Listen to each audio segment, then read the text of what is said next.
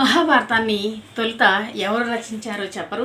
ఇదిగోనండి నా చేతిలో అయితే భారతం ఉంది. చదువుకుంటూ నాకు నచ్చిన విషయాలు మీతో షేర్ చేసుకుందామని నేను షార్ట్ వీడియోస్ తీస్తున్నాను.